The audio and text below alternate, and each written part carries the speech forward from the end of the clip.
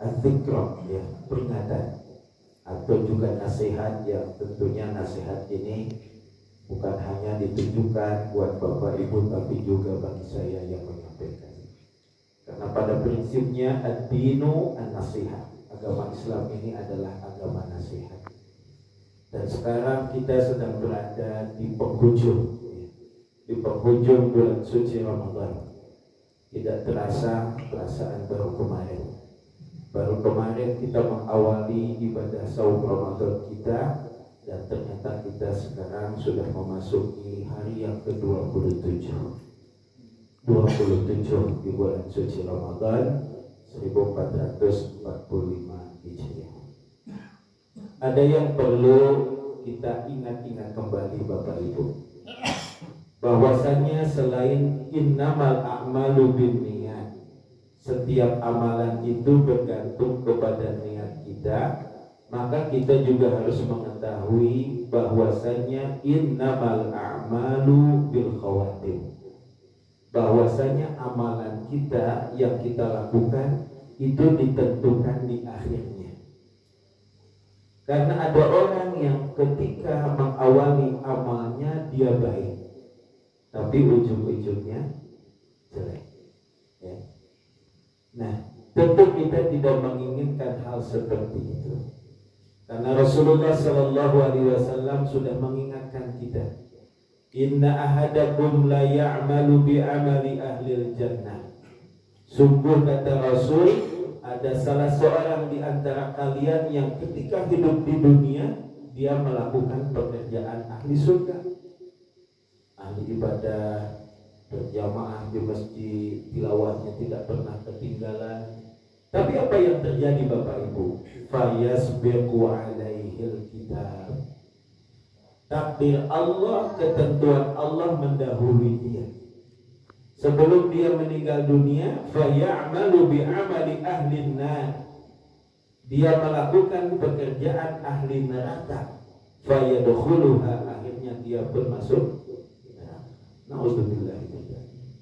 Padahal dia ahli beribadah, rajin beramal salih. Ramadannya di awal-awal dia isi dengan ibadah yang luar biasa.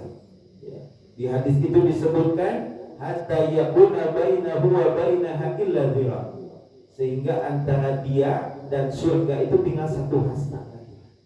Artinya sungguh dekat dia dengan surga Allah Subhanahu wa taala. Apakah mungkin seseorang, ya, ketika awalnya dia baik, ujungnya jelek? Ya. Karena Rasulullah SAW sudah menyampaikan tadi. Di masa Rasulullah SAW ada seorang yang gagah berani maju ke medan pertempuran. Ya. Dia melawan musuh-musuhnya, ya. Sehingga apa, dia terluka, semua tubuhnya terluka. Namun apa yang dia lakukan? Dia tidak kuat, tidak tahan dengan lukanya. Akhirnya dia cabut pedangnya sendiri, kemudian dia bunuh diri. Naudzubillah. Nah, kita tidak ingin kita telah mengawali Ramadan ini dengan baik, ya, tapi akhirnya justru kita tidak mendapatkan apa. Maka pantas Rasulullah SAW juga mengingatkan kita. Ketika beliau berada di atas mimbar, tiba-tiba beliau mengucapkan amin 3 kali. Amin, amin, amin. Setelah turun dari mimbar, para sahabat bertanya, ya Rasulullah, gerangan apa yang menyebabkan engkau mengucapkan amin? Padahal tadi engkau sedang berdiri di atas mimbar. Kata beliau Sallallahu Alaihi Wasallam, ketika aku sedang di atas mimbar, malaikat Jibril mengatakan 3 hal dan aku aminkan. Di antaranya yang diaminkan oleh Rasulullah SAW, ini ada kaitannya dengan ibadah kita di bulan Ramadan. Apa katanya? Syaqiya abdun. Ada juga redaksinya raghima anfu. Celaka seorang hamba. Siapa yang celaka? Yang adraka Ramadan, dia mendapatkan bulan Ramadan, tapi falam yughfar lahu, dosa-dosanya tidak diampuni oleh Allah Subhanahu wa Ta'ala.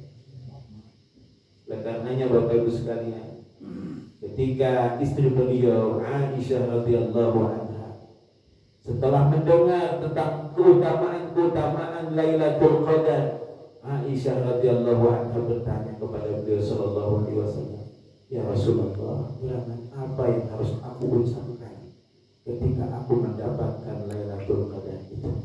Maka beliau sallallahu alaihi wasallam mengatakan, "Faquli," katakan, "Allahumma innaka afuwwun tuhibbul afwa fa'fu anni." Ya Allah, sesungguhnya Engkau Maha Pemaaf, menyukai sifat pemaaf, maka maafkanlah aku. Bapak Ibu yang Allah muliakan, selanjutnya karena mungkin sebagian akan ada yang mudik, acungkan tangannya. Yang akan mudik, ongkosnya cukup. Kalau tidak cukup nanti tinggal temui siapa ya. Nah, bagi yang mau mudik, yang mau safar, ya tentu kita butuh perlindungan dari Allah Subhanahu wa Ta'ala. Biasakan kalau mau bepergian, mau mudik, safar, begitu ya, berpesan dulu kepada orang yang mukim, yang tidak bepergian. Apa pesannya?